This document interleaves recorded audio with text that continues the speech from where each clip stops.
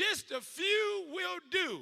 That's what I want to share with you. I want you to know that my notes are on our website, tabsouthaven.org. All of this PowerPoint that you have, you can get it, download it, preach it, teach it, study it. Make sure what I'm saying is true. Make sure I ain't lying to you. Make sure what I'm saying is coming from the Bible. So that's why we upload the notes. And if preachers, I go different places around the country, around the world, and preachers tell me they preach my notes the next week after I preach them, then I hope the folks that I'm giving them for sure use them and utilize them. So we thank God for that. We thank God for his grace. I need you to know what I know. I need you to stand where I stand. Just a few will do. And what God gave me today or the other day, that oftentimes we look at crowds and we see where the crowds are, and we think that the power is in the crowd. And I found usually when you see crowds in the Bible, you get problems, by the way. Not always. There are multitudes that follow Jesus. That's a beautiful thing. There are many people that joined the church in the book of Acts. The church grew to over 20,000. But just crowds. We think the power is in a crowd, and sometimes we're not in a crowd. And part of the delusion of the day of the enemy to deter us is to get us confused to follow a crowd, to get us to follow a crowd. But so the crowd itself can become delusional, can become confusion. There was a point in the book of Acts that there was a crowd shouting against the people of God. And it said they didn't even know why they were fighting. They didn't even know why they were there. They were just following the crowd. And for many of us, we can feel alone. We feel like we're going by ourselves. You feel like in your Christian walk, as you walk with God, man, I'm all alone. I'm not going any further. You feel like when you decided to do the right thing, who am I talking to on this? When you decide to do the right thing, you don't fit in anymore. Anybody not fit in anymore? You got friends that'll leave you. Hallelujah. You don't. When you really get saved, you don't have to leave your friends. Some of you who you thought your friends were going to leave you because they just don't like that you don't laugh at the same jokes. The same stuff ain't funny. You ever been around folks who high and you sober and ain't nothing funny no more? Y'all high, but this ain't even funny. What y'all laughing at? And then they wonder what's wrong with you. You really say, what's wrong with y'all? You're around some folks that's always petty. All they like to do is talk about folks, and you say, let's change the topic and let's talk about vision. Then they get mad at you because you don't want to just talk about people. Has that ever happened to you, or that's just my life? Yeah, you can feel alone when you do the right thing. But let me tell you what, first of all, you're not alone. First of all, you're not alone. Hebrews 13:5 says, let your conduct be without covetousness. You don't need what everybody else wants. You don't have to have what they have on the red carpet. Be content with such as you have. That's a message by itself. Be content, such as you have. You may not have no ice around your neck. You may not have no bling. You may not have all those things. You may not have what they have. You may not have what they're showing on the television. And you feeling bad because the same people you graduated with from high school 10, 20, 30, 40, 50 years ago, they have this and I don't. But I have found in whatever state that I'm in, Philippians 4, whatever state that I'm in, to be content. Be content with such things as you have. Why? For he himself, referring back to Jesus, has said, I will never leave you nor forsake you. You're not alone because you know God is with you. God is with you. But for some of you say, I know God is with me, but can I have some other folks with me? Can I be a part of the crowd? 1 Samuel chapter 14, verse 6. Jonathan, the son of Saul, who was a warrior, best friends with David, Jonathan said to a young man when they had a lead to go fight against an entire army. It was just Jonathan and another guy. I preached from here before, so I'm not going to preach it, but I'm excited about it. Jonathan and another guy said, let's go fight the Philistines. Jonathan did it with one other guy. He said, come, let's go over to the garrison. Two guys of these uncircumcised, talking about their private parts. Let's go over to the garrison, these uncircumcised. It may be, this is why I put it up. It may be that the Lord will work for us. Hallelujah. Can I tell you, it may be that God is working for you right now. One of the tricks of the devil in this time, in this era, brothers and sisters, is that we can feel like God is not with us. We've been set out on a ledge and we're by ourselves, and God has set us up. I know I felt that way many times when we were saying, we were speaking by faith, that we're going to own this entire 17 acres, and we're going to own both of these buildings, and I was saying it, but it wasn't looking like it was going to happen. When I said that God was going to give us ownership of a 17 $7.5 million facility. I said, no, I don't know about this. What is God doing?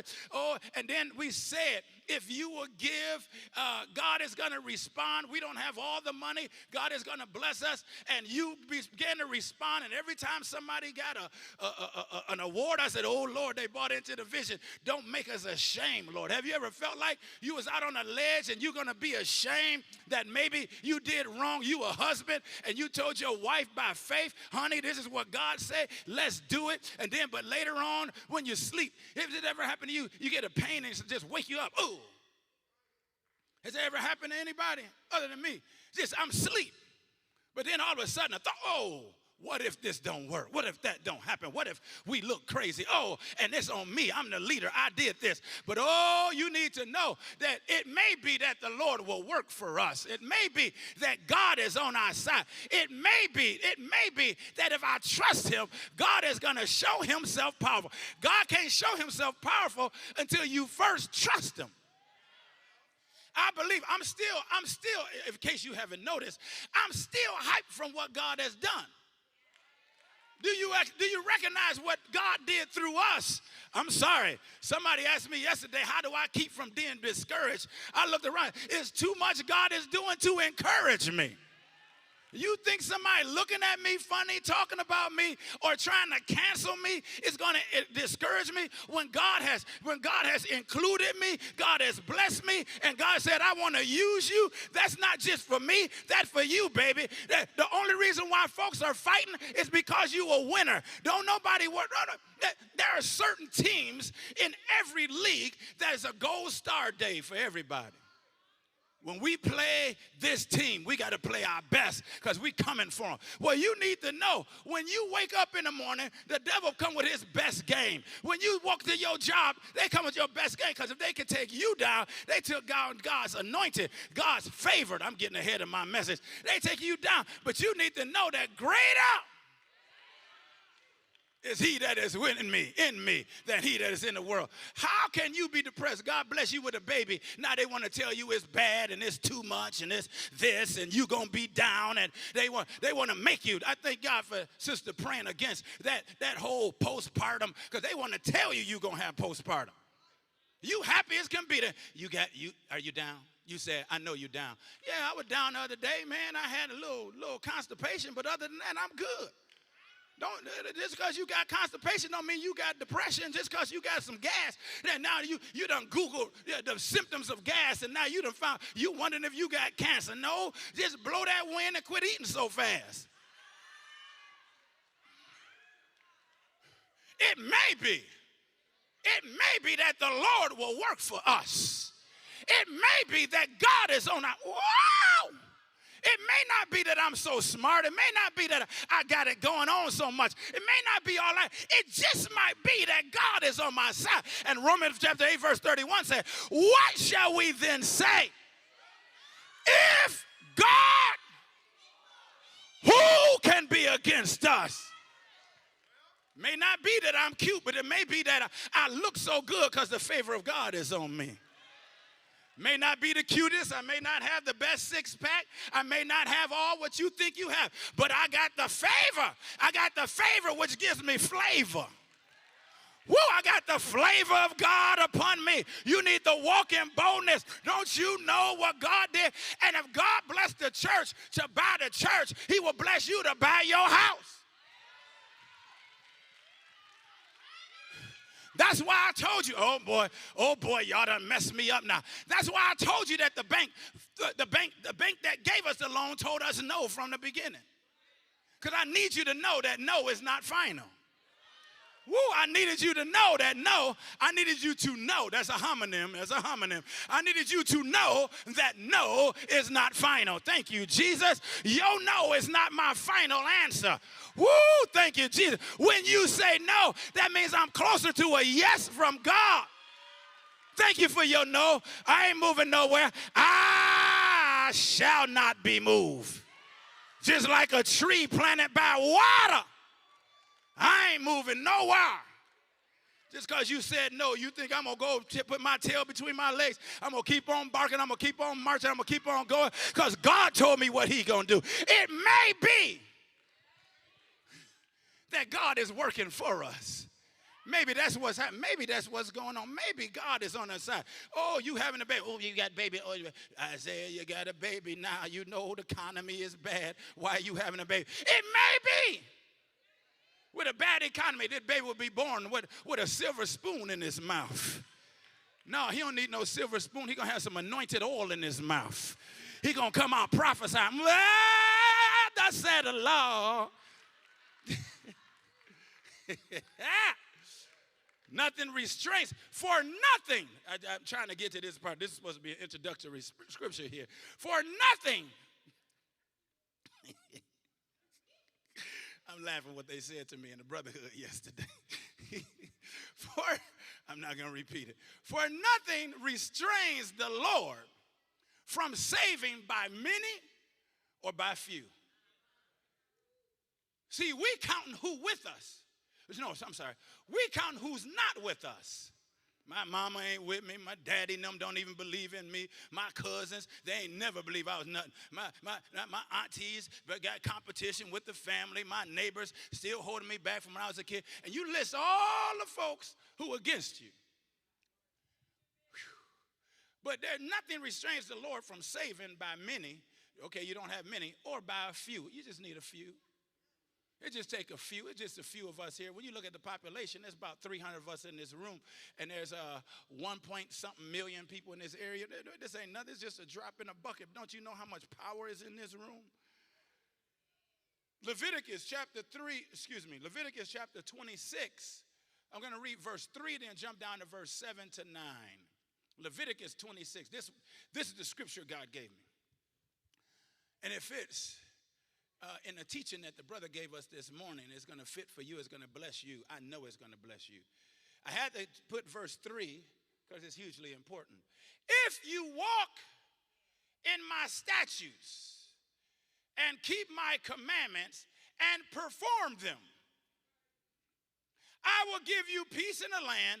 You shall lie down and none will make you afraid. I will rid the land of evil beasts, and a sword will not go through your land. You will chase your enemies, and they shall fall by the sword before you. 5 of you shall chase 100, and 100 of you shall put 10,000 to flight. Your enemies shall fall by the sword before you, for I will look on you favorably and make you fruitful, multiply you, and confirm my covenant with you. Woo! This is the Lord talking to his people, his choice people, the nation Israel. Whether you got Jewish background or not, some people say all black people are Jews. I don't know if all black people in America and wherever else are Jews. I don't know about that, but maybe some of you are. But whether you are not, if you're following God, the Bible tells us that those of us who believe and are faithful have the same blessings of faithful Abraham. The Bible tells us that we are grafted in. So whether I got it by DNA or I got it by his blood, I'm in. But he gives a conditional blessing. This is what the brother was teaching this morning. It's a conditional blessing. If you walk in my statutes, and if you keep my commandments and perform them. So you can't do what you want. I got to walk in his ways, keep his commandments, perform them. Jesus asked, what is the greatest commandment? What is the greatest commandment? He said nothing about the day you worship. He said nothing about what you eat, even though you should watch what you eat. He said nothing about that. He said you shall love the Lord God with all your heart, soul, and mind. And you shall love as, this is the first and great commandment, or this first great, love the Lord all your son. The second is as this, you shall love your neighbor as yourself. This is called the great commandment. You follow his commandment, love God with all your heart, soul, and mind. Love your neighbor as yourself. He said, I'll give you peace in the land. You shall lie down, and none will make you afraid. So when the enemy wake you up in the middle of the night with something to worry about, be like, I ain't worried about that. I will rid the land of evil beasts, and the sword will not go through your land. You will chase your enemies, and they shall fall by the sword before you. I got to read it again. It blessed me so much. 5 of you shall chase. 5. Can I get 5 people to raise their hand real quick? 5. What do you do? 5. The rest of y'all out. 5 of you shall chase 100. And 100 of you, can I get 100 people raise their hand? All right. That 200. 200 of you shall put 10,000. I meant to ask the mathematicians in the church. I meant master mathematician here, my cousin, and I meant to ask the mathematicians, I see y'all here. If the ratio is 1 to 100, 100 to 10,000, what if we had 200? How many can we chase? Y'all got to figure that out for me because I ain't smart enough. It's above my pay grade. And then if we had 1,000, how many could we chase? I think we got enough right here. We got enough, according to this mathematics, according to the ratios that God have here, we got enough to chase the entire tri-state area. And if they tell me right, based on this, based on how the exponential growth of this, I think the exponential growth of it, I think they're working it out. It looked like they're working it out. I see some mathematicians' heads down. Based on this exponential growth, we can hit 8 billion people in the world pretty easily. Okay, that's just the evangelist in me. So it only takes one. Yeah, that's the song. It only takes one. It only takes one. It only takes, so one of you, 10, it only takes a few. He said 5 of you could chase 100. 5 could chase 100. Now, somebody said, I heard it another way, right? You heard another way. Want to chase 1,000 to 10,000 flight. That one is a curse, right? One is a curse. One is a blessing. All right, so we're not going to quote the one that's a curse. All right, I heard it another way, preacher. Some people quote the curse. Yeah, so we're going to stick right here to Leviticus, the blessing.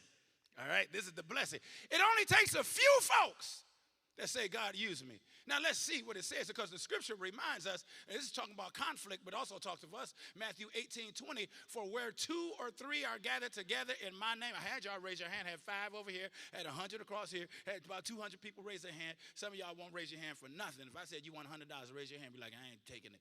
For where 2 or 3 are gathered together in my name, I am there in the midst, God says. There are 4 promises here that I want to look at just really quick. 4 promises just in this short text. Now, there's a lot more as you go down Leviticus 26 before you get to the curses. And some people always focus on the curses of Leviticus 26 or Deuteronomy 28. And we read the curses of Deuteronomy 28. It took me a long time just to read through it. It got really depressing. I said, Lord have mercy. I don't want that. I'm going to live for God's touches. You're going to get itches. You're going to get rashes. You're going to all kinds of things. Your children going to be slaves. But thank God that that's for the sinner. That was not for ethnicity. That was for those who reject God. There are 4 promises I want to look at right now. But I believe that in this season, remember, we're in a new era. Since the not pandemic, since the pestilence, since they unleashed death upon the land, and they unleashed governmental policies and mind control upon people. Since the new era that we have, since 2019, we're in a new era, but we're in a new season in a new era. Are y'all with me? We as a people, we as a body are in a new season, in a new era, and God promises 4 things, I believe, to us in this new season. Freedom, favor, fruitfulness, faithfulness. This is from God. God promised to give you freedom. God promised to give you favor. God promised to make you fruitful. God promised to be faithful. Whoa, can we look at it just really quick? And I'm done. I'm almost done. I want to dance on all this. I'm going to put a praise on. Somebody going to be saved. Somebody going to be delivered. Somebody already prophesied. Somebody going to be filled with the Holy Ghost. Oh, by the way, Friday night, 4 people were filled with the Holy Ghost for the first time. 34 people filled with the Holy Ghost, refilled with the Holy Ghost. I think it was 28 people physically healed. There was 39 people who were free from mental oppression on Friday night. Friday night was on point. Whew. Just want to give you the stats. Data is very important. I am data driven, you know. We're data driven here as the church. Data is very important. It was important to God. It's important to us. Hallelujah. Freedom. First thing is freedom. God promised to give you freedom. Somebody say freedom. He said, you shall lie down and none will make you afraid. Remember I talked about that pain that wake you up and you start thinking about and you up. Oh, you're going to lay down and sleep. I mean, who couldn't? God cured a bunch of people of insomnia the other night. But who can't sleep at night thinking about what they said, what they did, what your 4th grade teacher said, all kinds of things. He said, you shall lay down and none will make you afraid. You're going to be able to rest. Behold, he gives his beloved rest. Matthew 10:28 says, do not fear those who will kill the body but cannot kill the soul, but rather fear him who is able to destroy both soul and body in hell. God's going to give you the rest, and you're not going to be worried about what they're going to do at work. You're not going to worry about what your family going to do or not do. You're not going to worry about what your enemies do. He's going to give you rest. God has promised in this time to give you freedom that you can rest in him. I know I'm preaching right now. You can't pay. You can have the best mattress but can't sleep. You can have the nicest house but can't rest. You can buy silk pajamas and what's the sheets? What do y'all call them sheets? Huh? Egyptian cotton, but then there's like numbers to it. The thread count. You can have the best thread count, sleeping on silk, but can't sleep. The thread count won't do it. You can have the best pillow, the best mattress. You can have all of that. You can have the most beautiful house with the temperature control.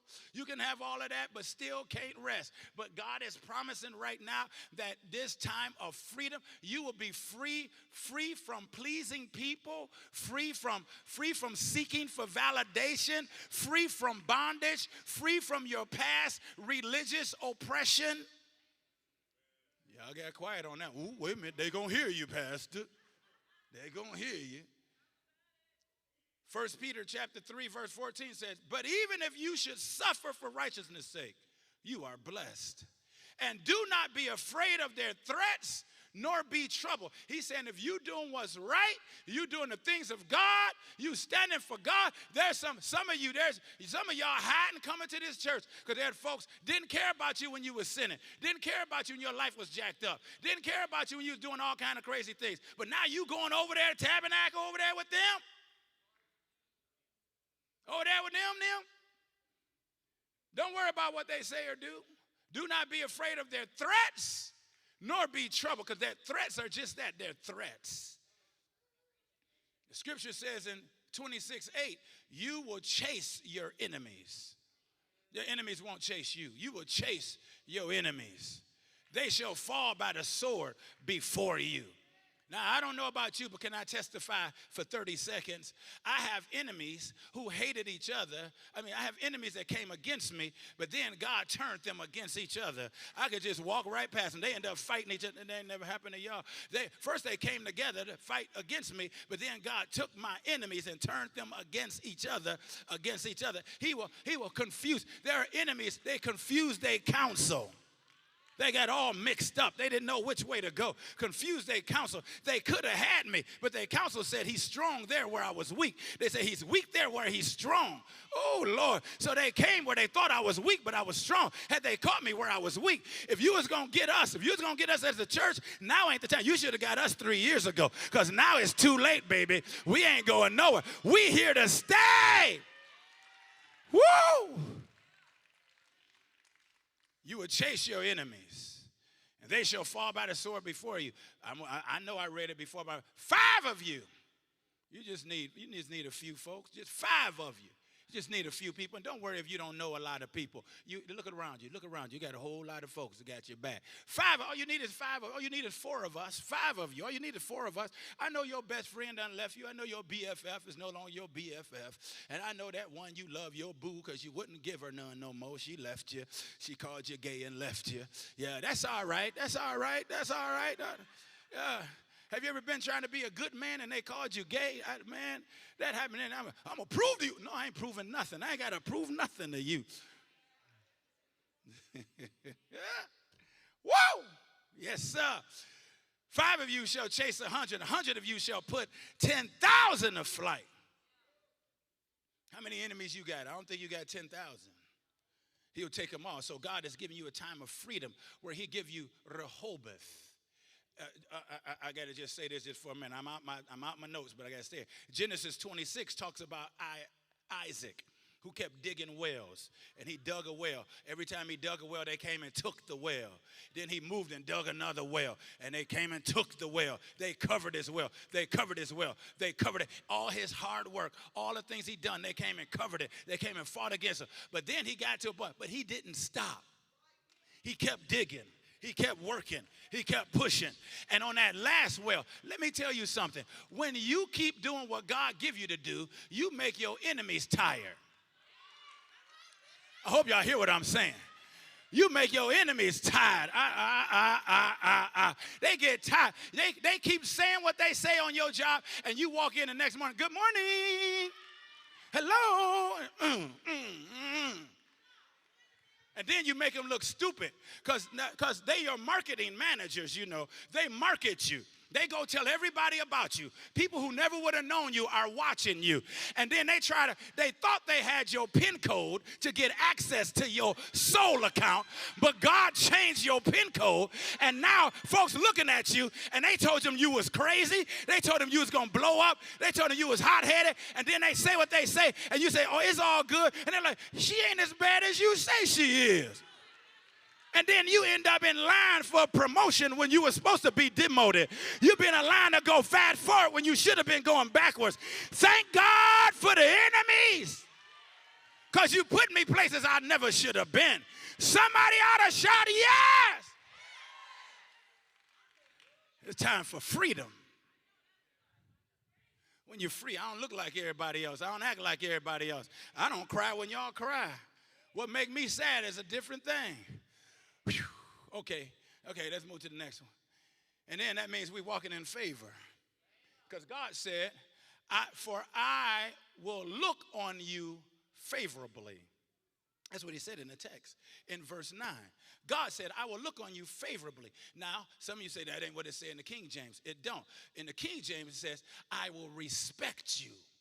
That even sounds even better. That when God, you got cred with God, that God look and respect. God is saying, I will respect you. I will turn. That word for favor or respect is really God is going to turn his face towards you. In other words, you got my attention in this season. Ooh, I hope y'all hear what I'm trying to say.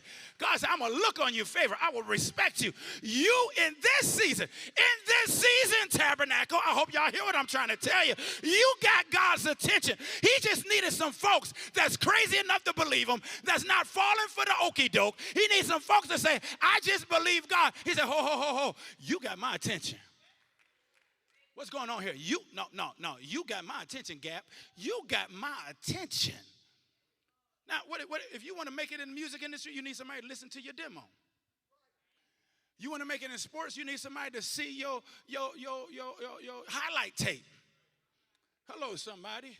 You want to make it in business, you need somebody that interview you. Out of all them people interview, got to notice you. Now, if that's in sports or in music or in business, how much more in the kingdom if the one who created everything everywhere says to you, you now have my attention. I always saw you, but out of 8 billion people on the earth, I see you. That's the answer to our prayer.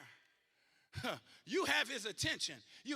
That's why we pray to God, Lord, bless you and keep you. May his face shine upon you, and may he be gracious towards you. May he lift up his countenance upon you. May he look at you and give you peace. You got God's attention in this season. You got the favor of God, which means the favor of God is going to work. I know I told y'all this before, but I got to tell you again because it blesses me every time. I get excited. I don't know. I'm not promising this, but it'd be cool if we had some doors like this in front of the church. I don't think we're going to do that no time soon. Give us a few years maybe.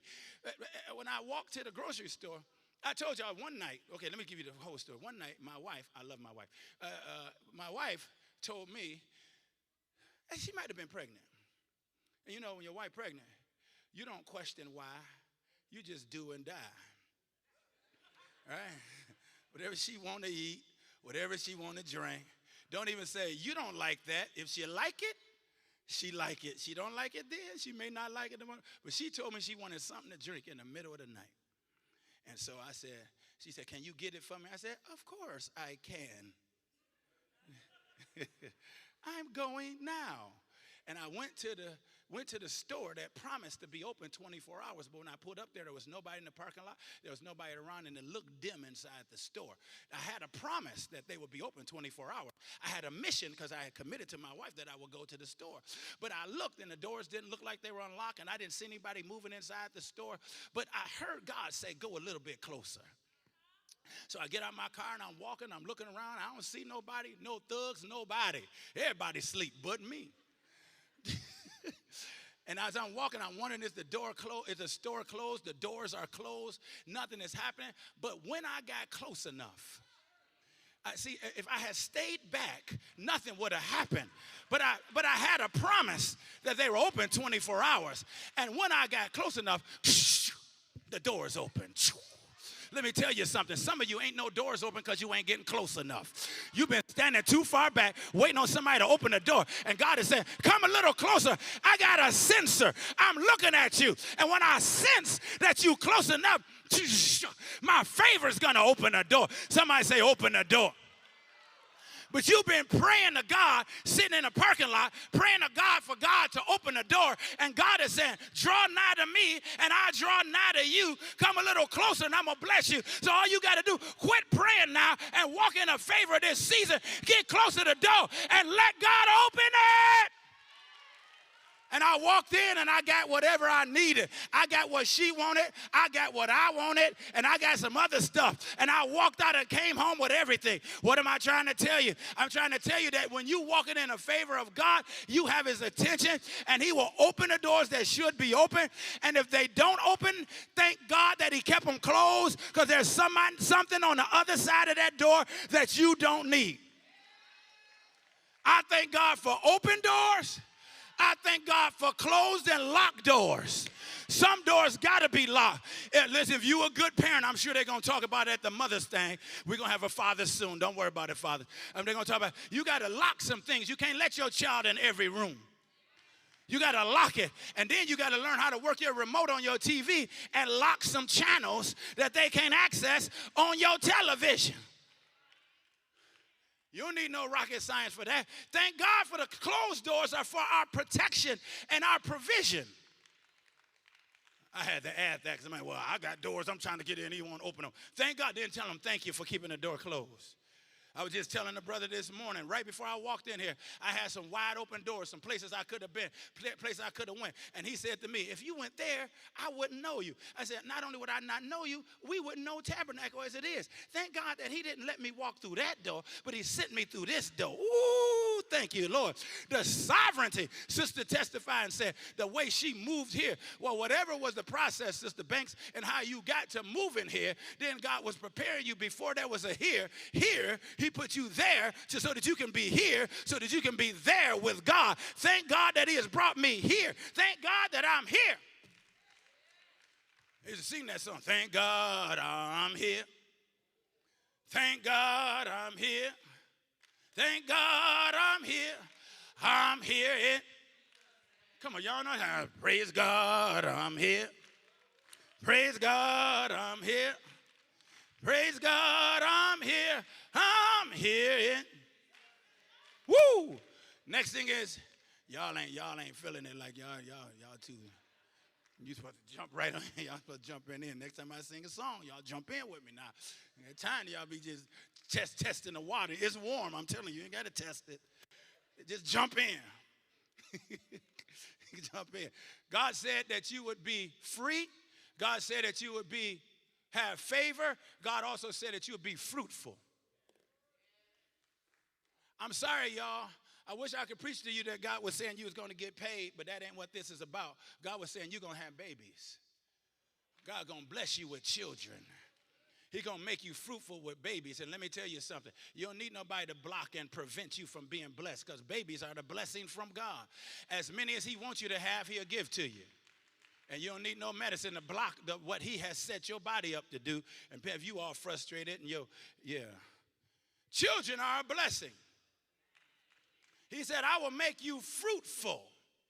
I'm going to make you fruitful, full of fruit. I'm going to make you fruitful. And since he said I'm going to make you fruitful in the text, Genesis 17:5-6 says, neither shall thy name nor any more be called Abraham. He said, this is God changed Abram's name from Abram. But thy name shall be Abraham, for a father of many nations have I made you. And I will make you exceedingly fruitful. Same thing. I'm going to make you fruitful. I'll make you exceedingly fruitful, and I will make nations of you. Out of you will come nations. You see, what I love about this church, it's not just old people, not just young people. This is not a millennial church. This is not a boomer church. This is not an X church. This is not a Z church. This is humanity. I'm gonna give some children here. Look around you, the children. I'm gonna put some children here. And so I will make nations of you, and kings shall come through you. This is why they're trying to block you from having children. This is why they're trying to destroy. Not only are they trying to destroy the Messiah, they're trying to destroy the Messiah's troops. Just like they want to kill the babies when they knew the Messiah was coming. When they want to kill the babies when they knew that Moses was coming to be a deliverer of his people. They want to kill the babies now. And now they don't come and kill them. They're not going to come and hang them on trees. They want to convince you and control your mind to think that babies are a liability and a mess up. And as I said, the devil is a lie. Babies are a blessing from the Lord. He's going to make you fruitful. In other words, we're going to have a whole lot of babies. I pray a baby having anointing upon every married couple in this place right now. I pray that you have many, many more children. I pray even what you do to prevent will be broken through and children will come. Babies are coming to you in the name of Jesus, that God will raise up a nation. If you are not married, God will link you with the right spouse and you will have children. Not just for children's sake, you will raise them up as the warriors of the cross, the warriors of the King. They will be men and women of God. They will not succumb to the culture. They will know who they are. They will be prophetic voices to the nations, and they will move with impunity, and that'll be your greatest blessing in Jesus' name. I'm believing God to raise up children through us. That's why. Why do you think we started the school? Why do you think we started school? Because we're not willy-nilly throwing our children down at some school where the people who even teaching didn't want to teach. They're just doing it for the money. When the system is corrupt, where they're teaching stuff that's corrupt, they're teaching anti-God principles, they're teaching anti-biblical things, they're teaching our children all kinds of things that are heretical. No, we're not. That's why we started our school. Why do you think it's not a fundraiser? There's no care, no fundraiser. The lowest tuition in the state. Why? Because we figure God will provide. It ain't about the money. It's about making sure our children be raised up as warriors. Hallelujah. Why? We get it from Psalms 127, 3-5. Lo, children are a heritage. Children are a heritage, not your bank account, not your 6 figures. Nobody care about you. The Federal Reserve is going to devalue that. They're going to go to central digital currency anyway. No, it's not that. Children are a heritage of the Lord, and the fruit of the womb is his reward. How you going to block the reward of God? I mean, come on. How can you be a man sleeping with your wife and mad at her because she got pregnant? I'm going to divorce you. You went and got pregnant. You was there, Woodrow. You was right there. You was up in it, in the mix, in the house. That's what I'm trying to say. You was up in the house. It sounded like that conversation from yesterday. As arrows. Now watch this verse. Watch this verse. Forget what I just said. As arrows, verse 4. As arrows are in the hand of a mighty man, so are children of the youth. Okay, it's 2023. And except for the few of you who went bow hunting, y'all know about arrows. So I'm gonna transliterate that. As bullets are in the hand of a mighty man, so are children of the youth. Our children, spiritual warfare is raising, discipling children. Raising them, mama and daddy. You need mama and daddy. And now that's the ideal, but if you came here, you didn't have daddy, that's okay. He got other fathers around here. There are no single parents in this church. There are no single parents. You ain't by yourself. Single parenting knows that you're alone. You ain't alone. If 5 could chase a 1,000, did it say 5 could chase? 5 could chase 100. 5 can chase 100. Surely one brother, one sister, you can have some other folks that'll help you to chase your few children. We can work together. You're not alone. You got a whole big family. Look around you. I'm a single, just so single parent. No, you ain't no single parent. You got this, and I'm here to tell you this. Your fate is not governmental assistance the rest of your life either. There's going to come a time real soon you're going to say, thanks, but no thanks. We good, because whoever controls your funds controls your house. And we're going to help you get free. Hallelujah, somebody. Whoa! So as arrows are, happy is the man that has his, that says quiver, that's for arrows, has his clip full of them. Children are as bullets are for a warrior. Happy as a man has a clip full of warriors. They shall not be ashamed, but they shall speak with the enemies in the gate. Let me tell you something. You know, Sharon and I had 11 children, have 11 children. One is in heaven. God bless us, 8 boys, 3 girls. Biggest criticism was, why y'all having so many babies? Y'all need to stop having babies. And I was like, it ain't none of your business. We didn't ask you. Mother King was with me once. She still talks about to this day. We was in another city. I flew in from Africa, and they introduced me, Bishop Vincent Mathews, and they looked at my belly, has 11 children. People said, whoa, wow. And I got up hot. I said, I don't know you, and I never asked you for nothing. It's a wrong way to start preaching. I ain't asked you for nothing. I ain't asked you for no diaper. I ain't asked you for nothing. So what you talking about? I got too many children. They my children. Because the devil has jumped in your mind to tell you that children are not the heritage of God. And so now you can't have too many. Don't you have a TV? The reason why they say don't you have a TV, remember I told you all that didn't make sense to me? The reason why they say don't you have a TV, because have you been programmed by the television to believe that your children are not a blessing anymore? That's why they asked me, did I have a TV? Haven't you been programmed? Don't you got a TV? What y'all doing? I told you, TV on or not, we can consummate whatever. God can do what he wants. Children are a blessing. He said, in this season, I'll make you fruitful. We're going to have children. You know the beautiful thing? I see the exit ramp. I'm leaving out of here. I'm checking out. I can delude myself and think I'm young. I'm youthful, but I ain't young. If you think you young, you 30, you old. You ain't no youth. Go to a true young person and tell them, man, I'm young, I'm cool. They be like, you 30, dude. They don't even know if they're going to live to be your age. You 30, you 28, you old. You old. To an 18-year-old, you 28, you old. Get over it. You 48 trying to dress what the young girls wear. You look silly. You just look silly. You 48 with a 38-inch waist with skinny jeans on, walking around like this. Brother, you look crazy. Let it out. Get you some Huskies. Get some Huskies. Let it loose. Let it loose. You walking around with floods like, no, you too old for that. Walking around with floods all tight, walking around. You too old for that. You can buy some pants that fit now. That's for the young ones. You can buy pants that fit. My point is this. But the beauty is the 28-year-olds should be giving some wisdom to the 18-year-olds.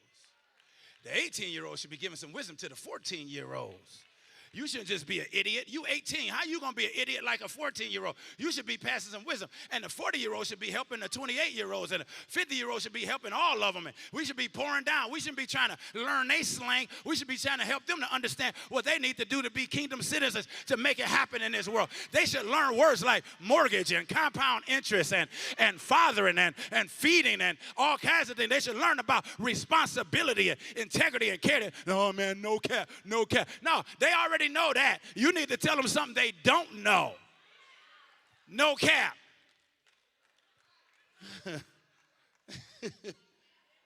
We need to prepare them.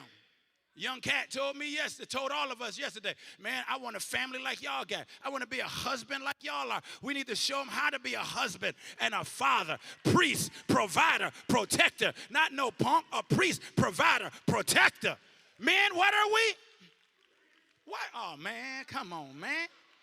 Let me give you that. Hold up. Let's redo. Wait, rewind. We need to teach them how to be priests, provider, protector. Here it is. Men, what are we? That's right. And if you got a woman that don't like that, and you see your girlfriend, run. Run. And I'm priest too. I could be a priest too. Run. Run. Run till she get delivered. In other words, let her get delivered and find somebody else. You run. Hello, somebody. Isaiah 54. Isaiah 54. Isaiah 54. We got to move, y'all. We got to move. We got to move. I don't know why. I'm just saying we got to move because I got another point. Isaiah 54, 13 to 15. And all your children shall be taught of, not the school system, not the television. Do not put your children on YouTube in church. Because now you put them on YouTube with earphones, they blocked out the Lord, and they're being turned out by YouTube. We don't do that in church. Your child can sit in daycare without the phone. They can sit in school without the phone. They can sit in church without the phone. Don't need no phone because they're getting turned out. Demons are speaking in their ear, and they block them out. You give them the whole earbuds and everything. They just in a whole nother world. And come on, talking about you took your child to church. They didn't come to church.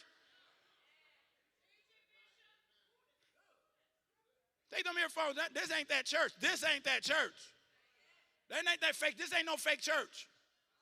This ain't no fake. Well, I'm just glad to have the young people here. And they just as wild and crazy. No, they should be respectable.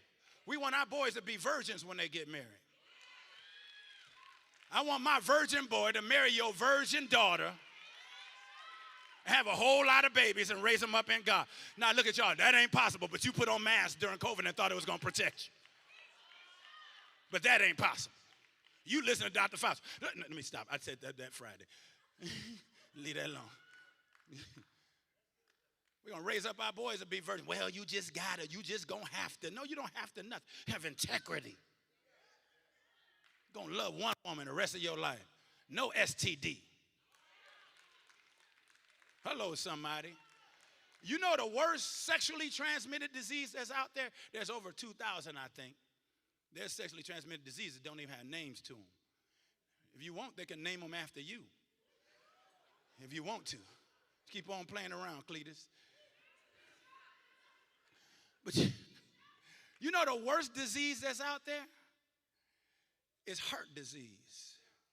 I'm not talking about the ventricles and oracles of your heart. I'm talking about the broken heart from all of these love relationships we're trying to have like they have on TV. So by the time you're 17, you've been married and divorced 4 times. I'm just broken now. It's just broken. I'm just broken. I'm just broken. And you don't want to be no simp. And being a simp is being for one woman. Now all your elasticity has been given to everybody else. Soul ties all across town before you 17. By the time you get married, and you get in an argument. I'm tired of men. Men like this. Like, there's only one man here. Why are you talking about men? I'm tired of women. Women like, there's only one woman here. Why are you mad at women? Because you still mad at that girl from when you was 13, 14 that you thought you loved. I don't think you should be 28 dating. Dating groups. They had a whole concert last night. Y'all could have came to the concert, went to the birthday party, and take your butt home by yourself. Hello, somebody. What I need to be all up in your face? Turn out the lights. I paid the light bill. I'm keeping the lights on. Let's celebrate something. I paid the light bill. I ain't turning on no lights. I turn on the lights. I paid it. I don't need no candles. I'm a real man. I paid the light bill. Now you sitting up. Even if you don't do nothing physically, you do something emotionally. Now what if you don't marry her? What if you don't marry him? Y'all spend all that time together. But that's what everybody do. That's why everybody jacked. Okay, that's ain't what I wanted. And all thy children shall be taught. That's what got me the teaching of the Lord. Shall be taught of the Lord, not YouTube, not by, let me just say, I'm sorry. If your family ain't saved, why they watching your child? You already know your mama ain't no good. Why you leaving your child over there? You already know that everybody come in and out of that house and Uncle Bobo kind of crazy anyway. You don't need a break that bad. You want a break, sit down. Y'all can sit down together and take a nap together, something, watch TV together. You don't need a break that bad. You don't let everybody shouldn't be watching. Just because they got your DNA don't mean they should have your permission to have your child. Because your greatest asset is your child. And most people are molested by people that they're related to. I know I'm telling the truth. It ain't some crazy trans stranger. Oh. Speaking of that, I got a video to show you. That's right. Thank you, Jesus, for reminding me. Let me read my scripture first. And all our children shall be taught of the Lord. Yeah, I'm queuing y'all up. All the children shall be taught of the Lord, and great shall be the peace of your children. I believe my home should be a sanctuary. My children come home, they should enjoy, love being at home. And let me tell you something. Your room is for sleeping. The house is for living. In other words, you don't just walk in, go to the room, close the door, and I don't see you till the morning. Come on up out that room. We out here. I want to look at you. What's wrong with you? Why you got attitude today? Who did something to you? Nothing. Oh, you too old to just say nothing. Hello, somebody. That ain't their room either. That's my room. Because it's my house.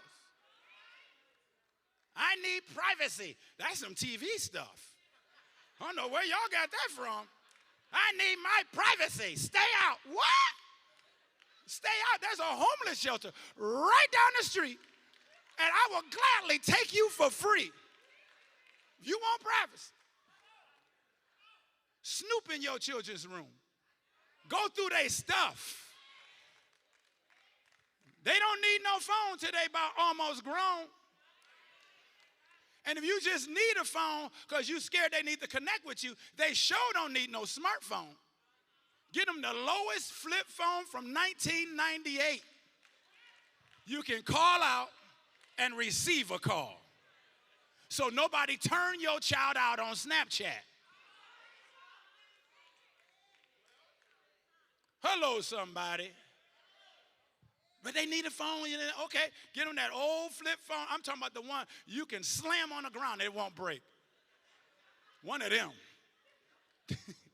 You can slam it, do the crazy legs. Woo! It's good. Pick it up. Hello? Okay. In righteousness shalt thou be established. Thou shalt be far from oppression, for thou shalt not fear. And from terror, for it shall not come near you. Behold, they shall surely gather together, but not by me. Whosoever shall gather together against thee shall fall for thy sake. Why would they fall? Because your children are taught by the Lord. Great peace of your children. And let me tell you something I've learned. It's hard when you're raising children. Hello, somebody. It's hard. You can't wear what you want to wear. Can't do what you want to do. I mean, you get dressed up, you pick them up, they burp over you, and it's a stain that don't come out easy. Hello, somebody. They wake you up in the middle of the night, they do whatever, but it ain't going to be hard always. Because now, it was hard. Folks was laughing at me when I had a trail of children look like the ducks at the Peabody. But let me tell you what happened. We look like the ducks at Peabody. Everybody's laughing. They ain't laughing now. Because when I'm with my boys and my girls, man, I feel the power. We're like, no, I raised them right. We powerful. You can't. I don't even have to fight. I got upgrades that'll fight. You can't even get to me. Do you understand what I'm saying? These dudes do stuff. They can flip and do stuff. I don't even have to fight. I don't even have to go off on you. Do you know? It was. I paid them, and I was just choking the other day. I don't know why lately. I don't know. It's a new thing. I can just choke sometimes. I'm choke whatever. About 3 kids. Daddy, you all right? One wanted to do CPR. One to do this. I'm good. I'm good. I'm like, my God. One handed me water. I'm good. Because when you pour into your children, they're going to bless you. They bless you. Your sacrifice. Any parents in here know what I'm talking about? You've been around a few minutes. You bless your children. Your children are a blessing to you. You a boy raised up in your house. You got a job. You should hit your mom. You don't give me no money. I'm a man. I'm good. Go hit mama. Here you go, mama. Here go a 50 just to say I love you. I got grown kids come to the house, just come in with bags of groceries. I just figured y'all needed that. There you go. I'd be like, you won't have, yeah, go ahead. Yeah, go ahead. Yeah, that's my favorite drink. You doing all right, boy. You doing all right, ain't you? Children are a blessing. You pay for a minute. Yeah, you got to pay for a minute, but it's worth it. And then you can see that while I'm gone, that the legacy shall live on, the legacy of righteousness, that my children's children shall be blessed.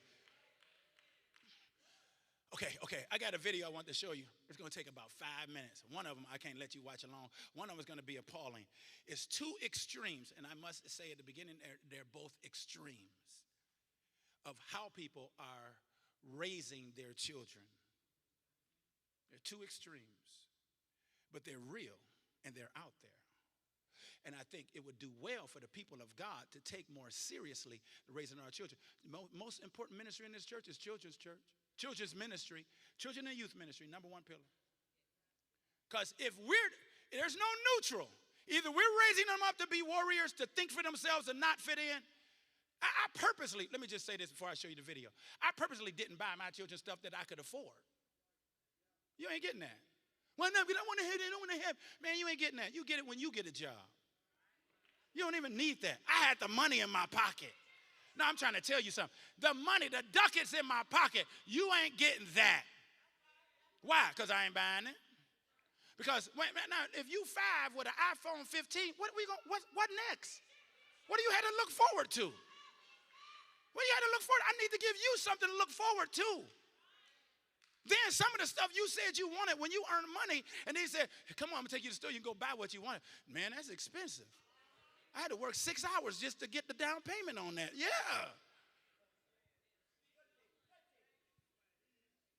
Can't just give you everything. Because Susie got it. Oh, no, not Susie. Shirley. That's the new name. Should have been in class today. Woodrow and Shirley. Just because Shirley got it, but they got it, and so what? They got the 64-box crayons where you get the 24-pack. And if you want a different color, mix the colors. Figure out how to mix the colors. Learn how to figure it out. I was born by the river. I was not born by a river. That's a lie. But it's a good song. All right, if we don't train them, somebody going to train them.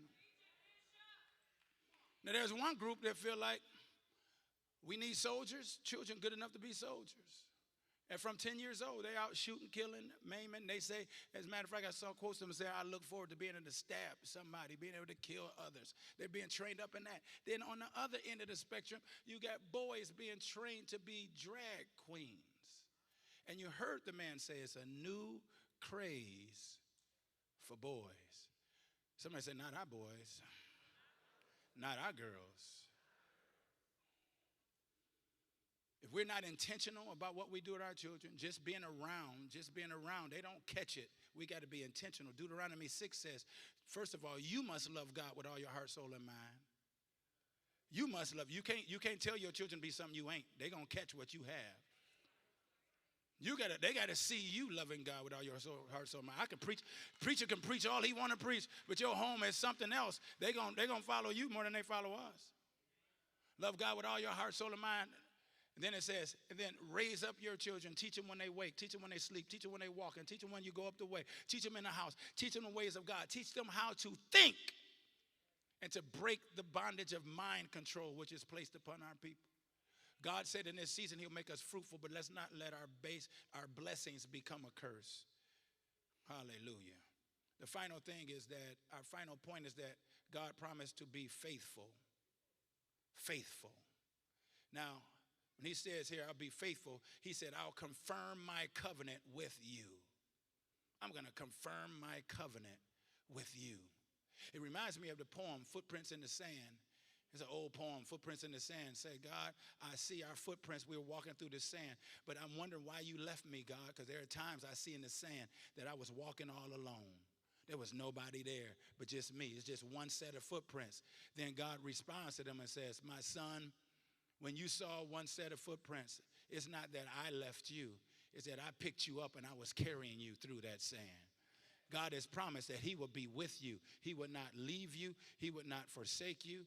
Hallelujah. That he would stand for you, that he would show himself. Genesis 17, back to the covenant with Abraham that applies to us.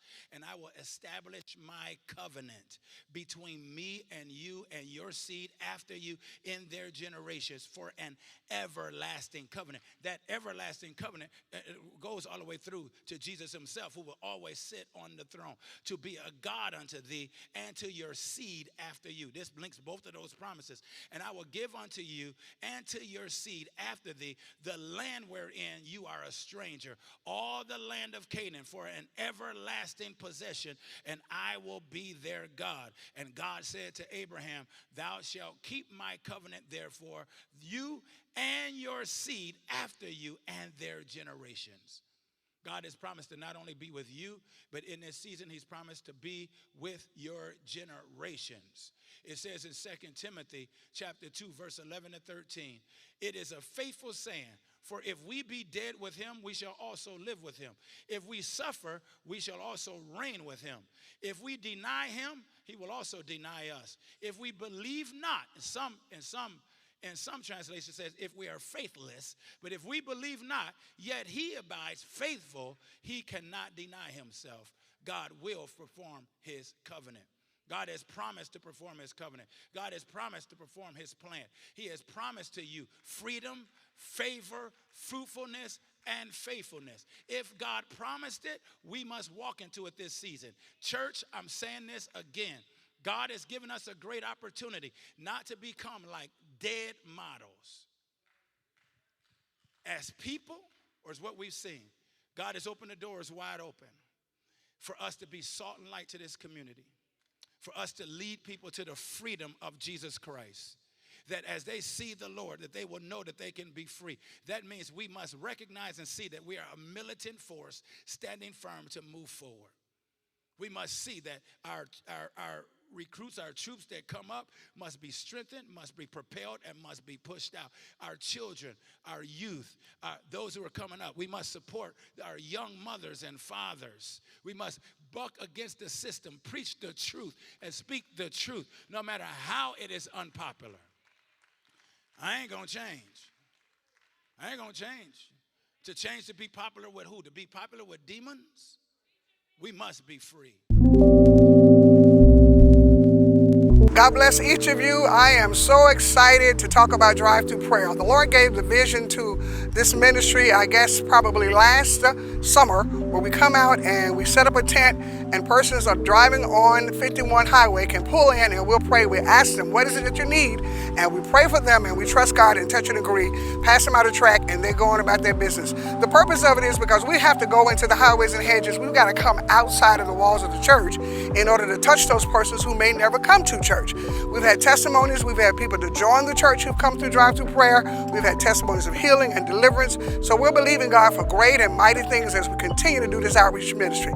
This is our list today. We take the names down and we put the names on our prayer call and we call the names out to God, trusting God for complete deliverance. And as you can see, we had quite a few people come through, at least 45 or 50 people come through today asking for prayer. So let's go into all the world and let's preach the gospel and let's do like Jesus said and make disciples of all men. God bless you.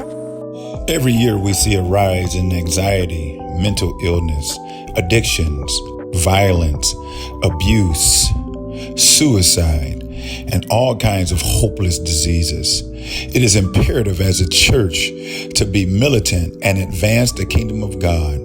Hence the drive-through prayer. We don't wait on people to come to us. Desperate people are running to desperate places, many of the wrong places. We go to them and let them know that God is a deliverer, God is a healer, and that God brings freedom. Standing on the road, calling people to prayer. Cars come in droves and we're able to lead them to the throne of grace, lead them to our King, and realize that there are true solutions to the world's problems. Praying for people, leading people to God, reminding them that they are loved. We are a verbal sign that God is real. That's right. Many people are asking for a sign. We literally bring a sign to them and stand for God.